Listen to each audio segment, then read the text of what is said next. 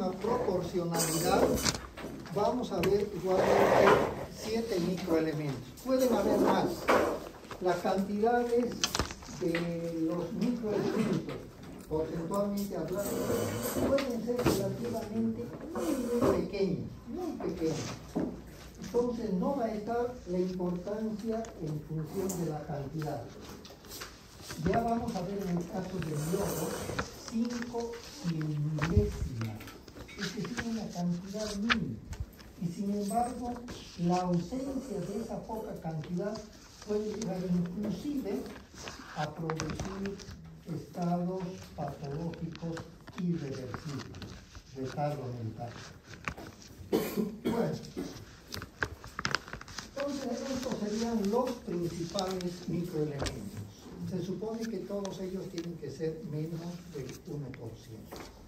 Tenemos nosotros al azufre. ¿Cuál es el símbolo del azufre? ¿Y por qué es ese?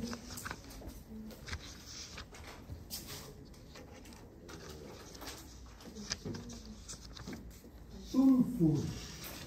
Ese es el nombre. Sulfur. Por ahí viene el símbolo. El porcentaje del peso seco corporal es de 8 décimas.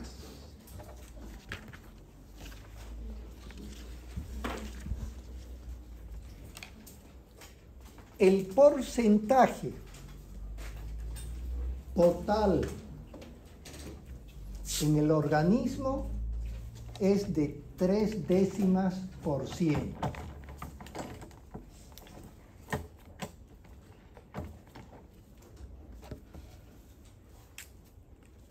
El número atómico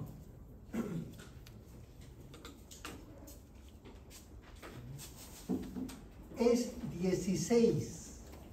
Van a ver ustedes, bueno, ya hemos visto, perdón, que el número 15 ya es el fósforo. Y el fósforo se encuentra en la parte casi total derecha, a excepción de los gases nobles en la tabla. En la penúltima o antepenúltima columna, ahí está el fósforo, que es 15, ¿ya? Y el azufre acá es el 16. Solamente ya por la posición nos da esa característica de ser no metal. El estado físico. En realidad el estado físico del azufre es sólido. Sin embargo, a grandes temperaturas el azufre puede volverse un gas, ¿ya? Y ese gas es tóxico. En algunos casos, cuando la temperatura es bastante elevada y ha estado mucho tiempo un ambiente cerrado, fracciones muy pequeñas de azufre se han vuelto gas y tienen un olor penetrante. Esto es simplemente algo simbólico, no tiene nada de científico ni nada, pero relacionan, si ustedes han escuchado, con la presencia del diablo, el olor a azufre, el olor al infierno, relacionan con el azufre. ¿Ya? Eso es una habladuría, pero hacen esa relación. ¿Por qué? Porque siendo sólido, a temperaturas bastante elevadas y ambientes cerrados, partículas muy pequeñas se vuelven gas, y ese gas puede ser bastante fuerte en cuanto al olor. Bien. Vamos a ver sus funciones.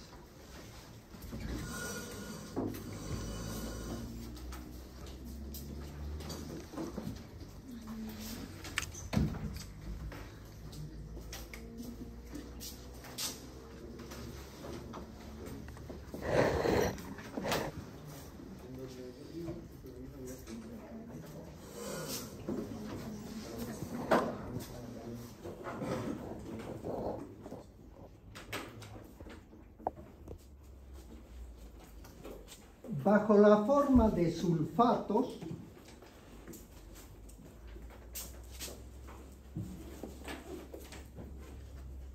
el azufre constituye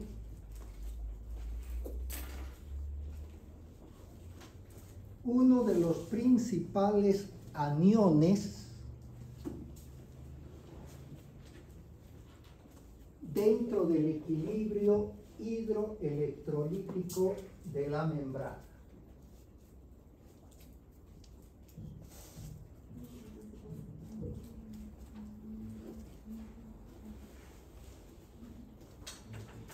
Participa también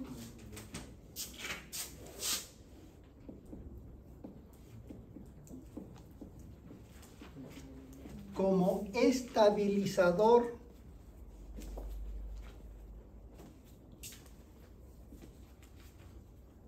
de algunos componentes dentro del organismo.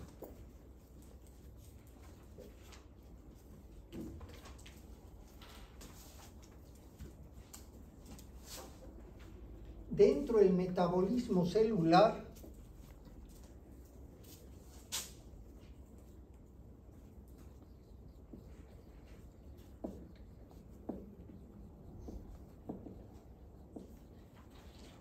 favorece la retención de lípidos.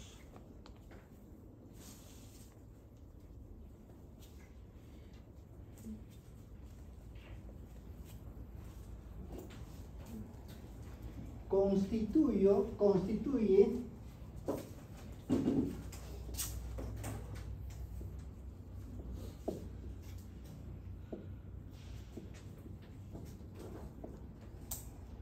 uno de los principales antisépticos de la piel.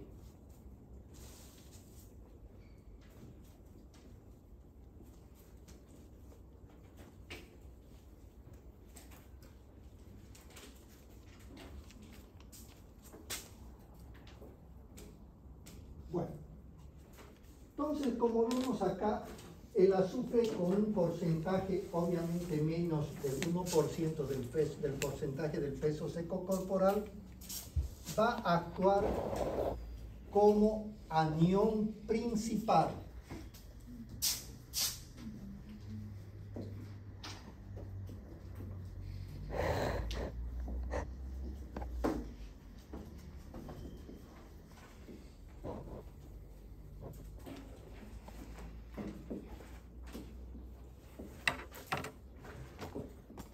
Entonces, ¿cuáles serán los principales aniones? Los bicarbonatos que ya hemos visto, bajo la forma de bicarbonato, el carbono constituye uno de los principales aniones. Ahora estamos viendo el sulfato, uno de los principales aniones dentro del equilibrio. Vamos a ver los cloruros, el cloro, y el fosfato, que ya lo hemos visto. Entonces, estos son los principales aniones. Bien. Ahora que está muy de moda, no sé si ustedes han visto en las redes la importancia que tiene el magnesio, que es evidente que tiene bastante importancia, pero ya poco a poco han comenzado a especificar de las 7 aproximadamente variedades de magnesio, cuáles podrían ser los mejores o no los mejores, o para qué sirven, las diferentes variedades. Y entre esas variedades indican que no es de las mejores, escuchen bien, no es de las mejores el sulfato, ¿ya? El sulfato de magnesio. No es de las mejores. ¿Y por qué dice que no es de las mejores? Porque provoca aumento del peristaltismo, provoca despeños diarreicos. Por eso no es el mejor. Ahora, Ese es un enfoque. Sin embargo, otro enfoque, dicen que el magnesio es muy bueno cuando hay estreñimiento. ¿Para qué se utiliza si hay estreñimiento? Para aumentar el peristaltismo intestinal. Entonces depende de los enfoques. Si una persona es muy propensa a tener el peristaltismo muy flojo, para tener el estómago muy flojo, entonces no le recomiendan magnesio, bajo la forma de sulfato de magnesio, porque provoca despeños diarreicos.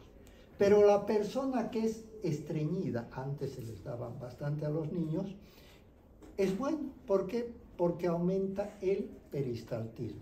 Entonces no tenemos que tener solamente el enfoque que nos dice es malo, pero también podemos ver para otra cosa que puede ser bueno. Las personas que tienen estreñimiento sería bueno. Para las personas que tienen el estómago flojo no sería bueno. Pero es necesario colocar eso. Por eso se dice que es estabilizador. Hay otro producto que también tiene que ver con el sulfato como estabilizador.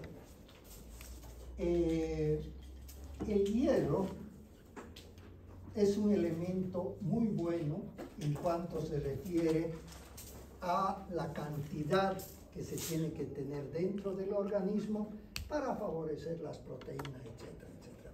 Después veremos. Pero ¿qué nos interesa? Que el hierro fácilmente se oxida en el organismo. Entonces debe tener el hierro, para que cumpla su papel dentro del organismo, debe tener alguien que lo proteja. ¿Ya? Van a ver ustedes que gran parte del hierro viene en cápsulas con protección, algo que lo proteja, una cápsula. Pero a veces vienen tabletas, ¿ya?, que son las más comunes porque inclusive el precio es muy económico. ¿Conocen alguna variedad de hierro, aparte del Iberol, por ejemplo? ¿Cuál es la más común? Sulfato ferroso. Sulfato ferroso. Es muy económico, ¿ya?, pero viene acompañado el hierro ¿de qué? De sulfato. ¿Y por qué viene acompañado? Porque el sulfato lo va a proteger, ¿ya?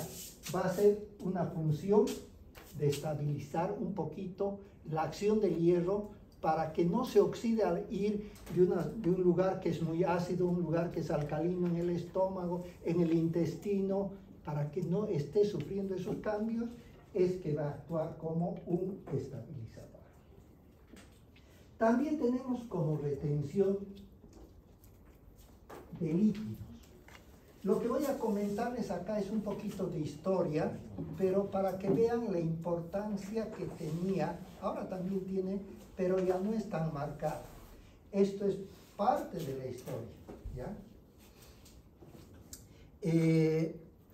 Antes no habían muchos colegios secundarios ni particulares, acá en Santa Cruz, en el Beni, no habían. Entonces, ¿qué hacían? ¿Ya? Los mandaban muchas veces a los hijos a internados. Estos internados podían ser generalmente de religiosos o no, para que allá los atiendan, ¿ya? Podía ser de provincia a la ciudad o de la ciudad a otros departamentos donde había esos internados. Cuando llegaban allá, pues se los atendía, me imagino, bastante bien. Y después de un año, cuando regresaban a sus casas, los hijos regresaban bastante remachaditos, gorditos, ¿ya? ¿Y cuál era el dato que servía ahí? Que esos internados les daban una excelente alimentación porque todos regresaban más gorditos, nadie regresaba delgado, ¿ya? Pero ¿cuál era la situación? Que parte de la alimentación le agregaban un poquito de azufre. ¿Y qué es lo que hace el azufre? retiene lípidos. Entonces, no era que era a expensas de proteínas, músculo, sino que retenían mayor cantidad de grasa en la alimentación. Y al retener mayor cantidad de grasa, pues aumentaban un poco de peso, ¿ya? Esto también se utiliza eventualmente también en el ganado. Otro aspecto, que esto sí tiene trascendencia, el azufre durante casi una centuria, se ha utilizado como, entre comillas, el mejor y en algunos casos, antiguamente, el único antiséptico para la piel. ¿Ya? Todo lo que era granitos, lo que era acné, ¿ya? Iba uno a la farmacia y ¿qué pedía? Jabón de azufre, que era lo mejor. Ahora sigue habiendo como jabón de azufre, pero gran parte de los otros jabones o cremas para la piel viene también con azufre, pero ya con otros componentes más sofisticados. En la actualidad ustedes pueden conseguir en las farmacias con ese nombre, jabón de azufre. Lógicamente, reitero, los otros productos que vienen más sofisticados tienen en su composición la mayoría del azufre. Con decirles que tiene esa cantidad de años es porque, no estoy haciendo propaganda, es la lógica, porque es bueno o no. Es como tampoco estoy haciendo propaganda, el Mentizan. El Mentizan, en Europa se vende el Mentizan. Tiene más de 80 años el Mentizan, es fabricado en Bolivia. No puede ser un producto malo, porque un producto malo no tiene saturación. Tiene que tener bastante, aparte, mentol, eucaliptol, etcétera, etcétera. Bien. Otros aspectos externos también que tenemos del azufre es que es uno de los componentes, esto en pasado, pero me imagino que han utilizado. ¿Las tizas han utilizado todavía? Con pizarra negra, etc. Bueno, esas tizas estaban hechas a base de yeso. Y el yeso tenía que tener gran parte de azufre, ¿ya? Entonces, la cal también, ¿ya? Tenía ese componente. Entonces, se los utilizaba externamente para otros fines. Bien. Veremos ahora el cloro.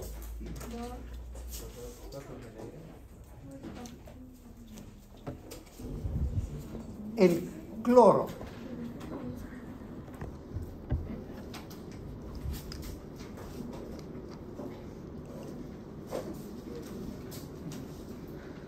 Tiene como símbolo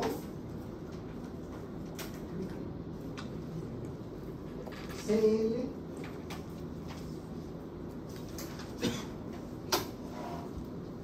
el porcentaje del peso seco corporal 4 décimas,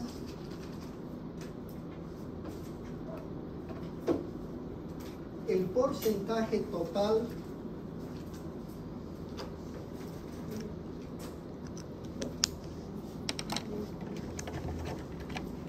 dos décimas,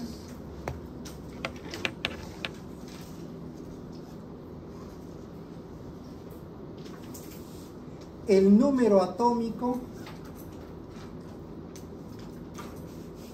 17, ahora se darán cuenta, hemos dicho del 15 el fósforo, 16 el azufre, 17 el cloro. Por lo tanto, solamente por esa ubicación ya podemos indicar que es un no metal.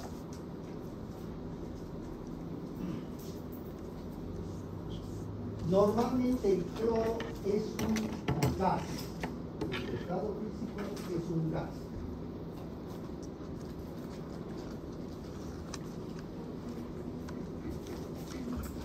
embargo, ustedes se darán cuenta, casi nunca, un poquito de anestésico, casi nunca hemos visto el cloro bajo su forma natural. Hemos visto cloruro de sodio, hemos visto como, ¿cuál es el nombre de la lavandina? Hipoclorito de sodio. Entonces, bajo la forma líquida, pero normalmente hemos visto bajo la forma gaseosa. Pero inicialmente en la naturaleza se encuentra bajo la forma gaseosa.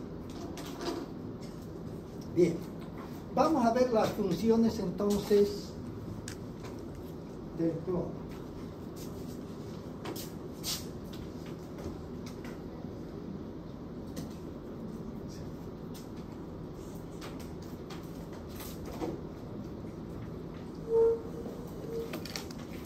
Bajo la forma de cloruros,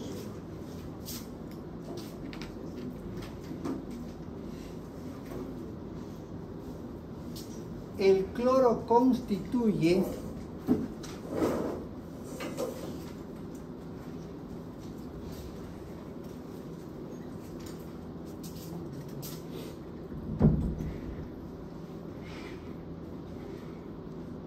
uno de los principales aniones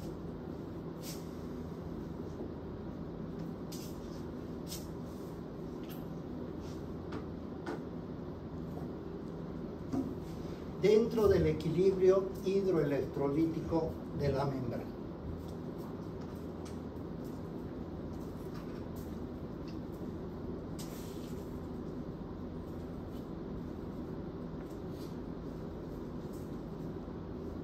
Bajo la forma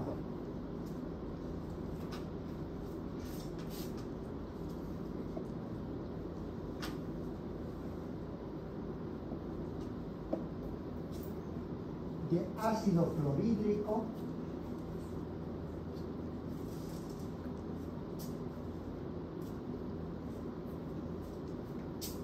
constituye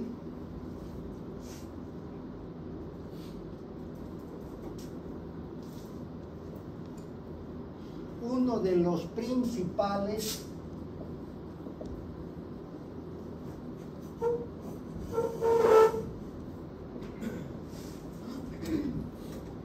activadores enzimáticos.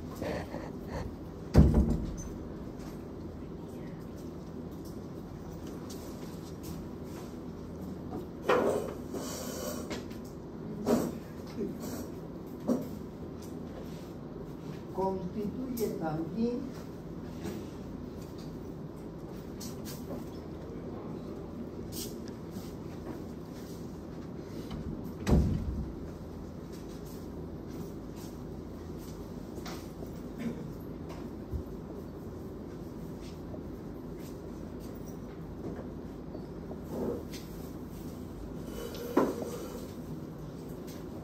la última barrera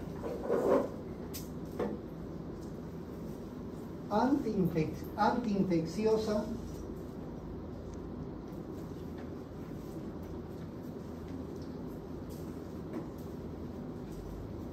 del sistema digestivo.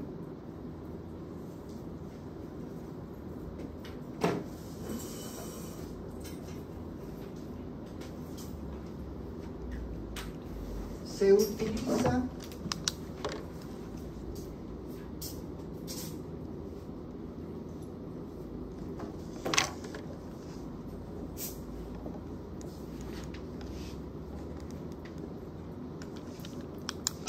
como antiséptico externo.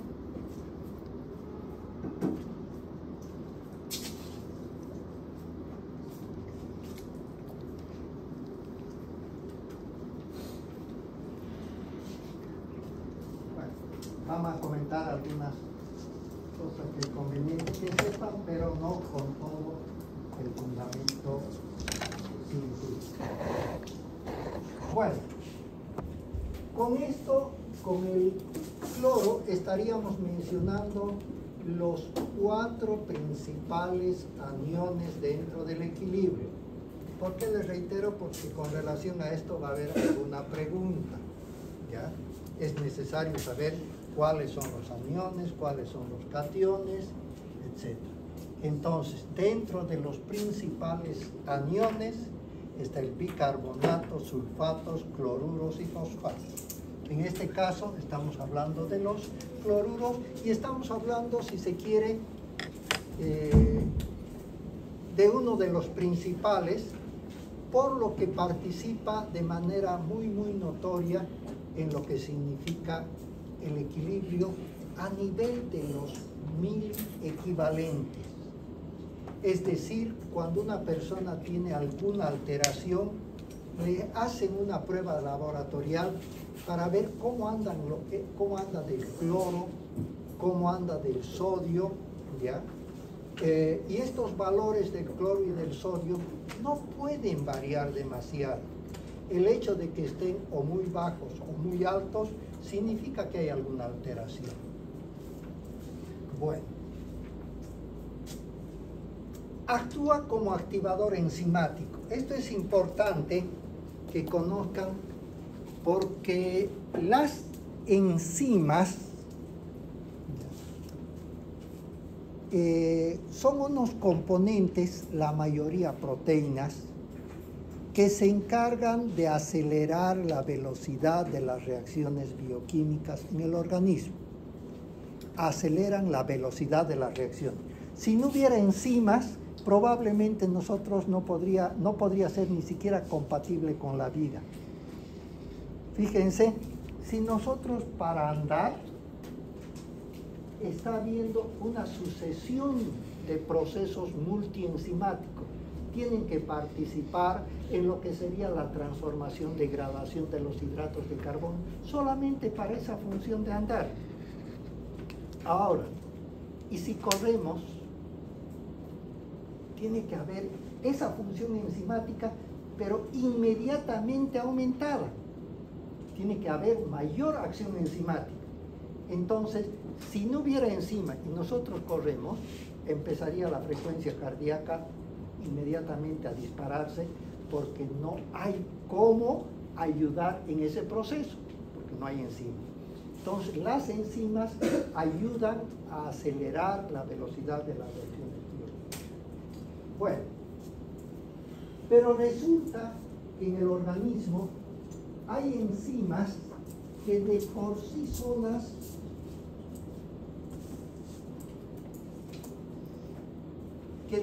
solas no actúan, necesitan que le ayuden, ¿ya?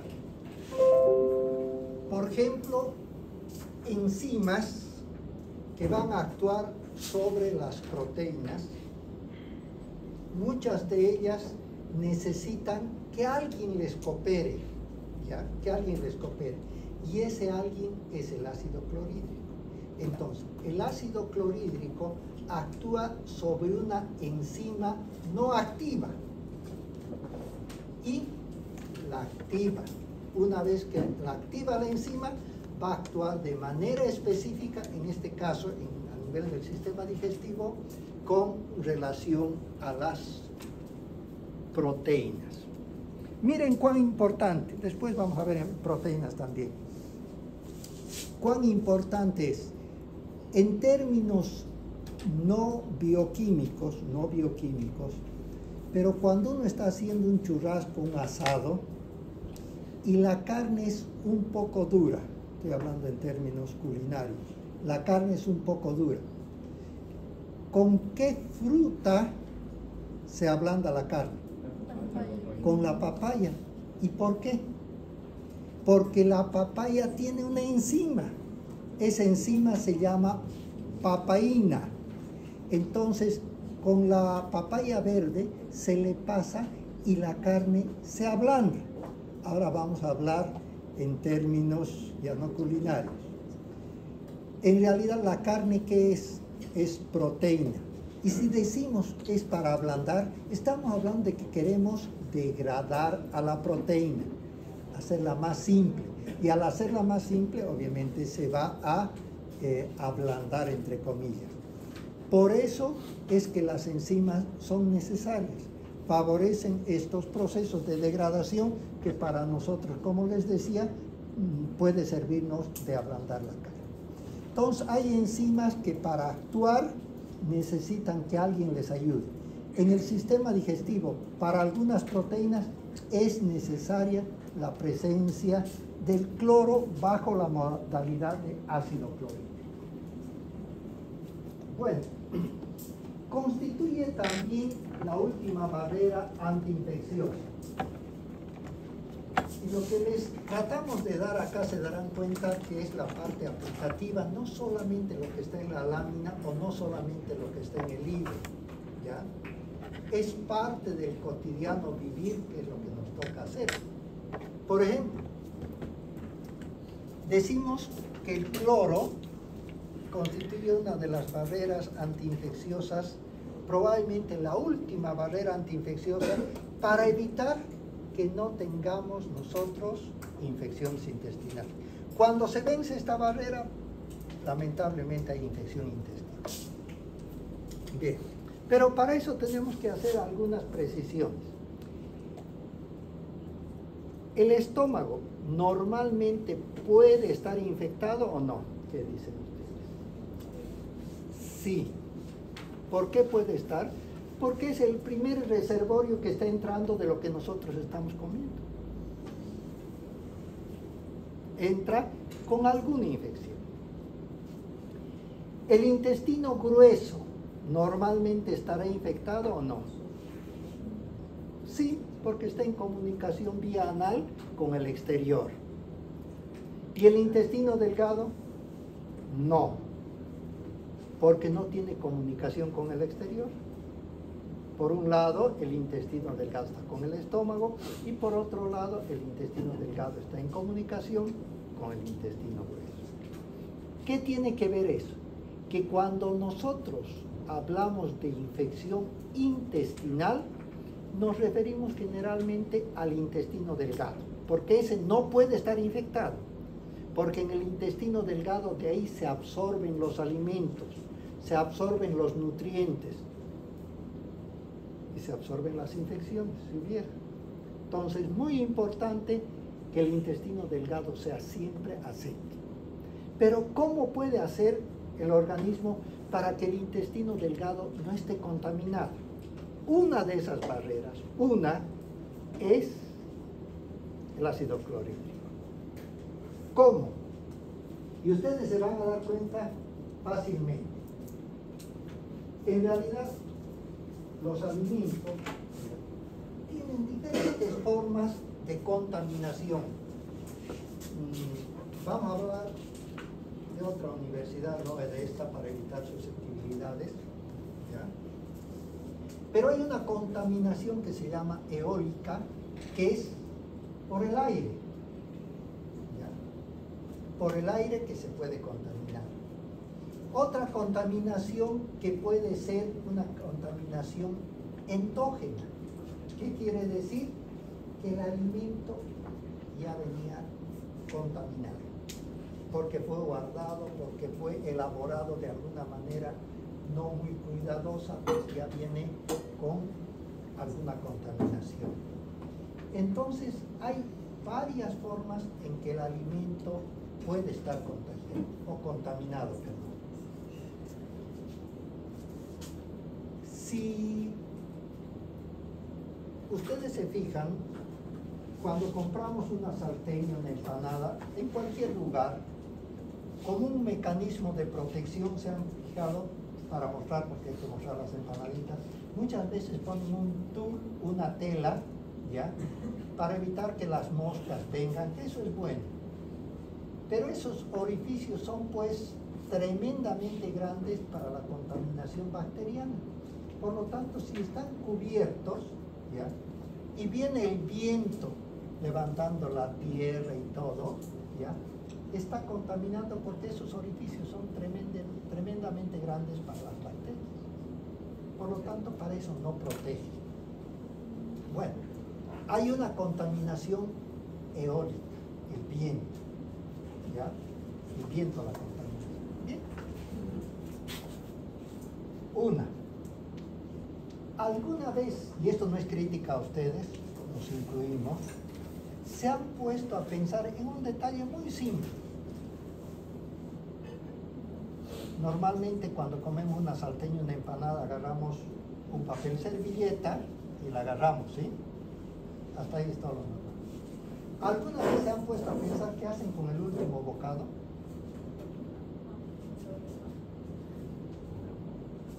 ¿Cómo hacen? Agarran o agarramos, para evitar críticas solamente ustedes, comemos con la servilleta. Cuando queda el último bocado y es el más agradable, ¿qué hacemos? Le quitamos el papel, agarramos con la mano y comemos. O botamos el último. No, ni idea. ¿Ya? Botamos el papel y colocamos con la mano. Supuestamente ya lo estamos contaminando. ¿Ya? Obvio. Vuelvo a reiterar, no es crítica a nadie en particular. Todos ustedes o nosotros, cuando vamos a comprar algún alimento o a consumir algún alimento, ¿vamos de rigor al baño a lavarnos las manos? No sé si todos, porque cuando veo en las horas intermedias, no veo los baños llenos, lavándose las manos. ¿Ya? O sea, agarramos también algunos alimentos directamente con las manos. Todo este preámbulo, ¿para qué? Para indicarles que los alimentos no siempre ingresan al interior del organismo de manera aséptica, de manera limpia. Generalmente pueden ingresar con alguna pequeña contaminación. Tiene que haber algún mecanismo para que esa contaminación que ha llegado ya al estómago no pase al intestino. Porque en el intestino el pH del intestino es muy diferente al pH del estómago y por lo tanto, si la contaminación llega a pasar al intestino, comienza a reproducirse porque el pH es casi neutro, donde las bacterias sí pueden reproducirse. Entonces, el estómago ya va a constituir la última barrera antiinfecciosa para que no pase al intestino. ¿Y por qué el estómago? Porque el estómago tiene el ácido clorhídrico. Entonces, el ácido clorhídrico, al bajar el pH del estómago bastante, hace que las bacterias no se reproduzcan, las bacterias se mueran. Por lo tanto, ese es un papel tremendamente importante que hace el cloro bajo la forma de ácido clorhídrico. Pero, si externamente el alimento está contaminado por el viento, por las manos, está contaminado endógenamente porque lo hicieron, las salteñas por si acaso se las hace el día anterior, ¿no? O sea, no está mal ese proceso. Pero por alguna circunstancia, algún alimento que han utilizado, ingrediente que han utilizado no es de lo mejor, y ya comienza a fermentarse, a contaminarse. Entonces, la contaminación de ese alimento ya va a ser mucho. Va a ser por las manos, contaminación eólica, contaminación endógena. Comemos y el ácido clorhídrico no va a ser magia como para que pueda eliminar todas las bacterias. Entonces van a entrar al intestino y ahí es donde empieza la infección intestinal. Por eso que se recomienda siempre, ya sea a nivel de la hialina en la boca o en el estómago, el tratar de digerir, tratar de introducir alimentos que sean lo más pequeños posible para que pueda actuar de mejor manera, en este caso como protector, si se quiere, o última barrera antiinfecciosa del organismo.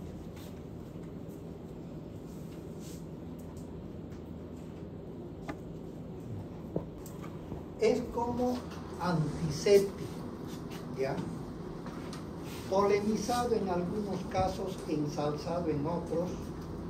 Si ustedes recuerdan, porque ya son parte de la misma historia de alguna endemia muy grande que hemos tenido, como es el cólera, recordarán ustedes que inclusive para trajinar en algunos días había horas especiales de acuerdo a la cédula de identidad.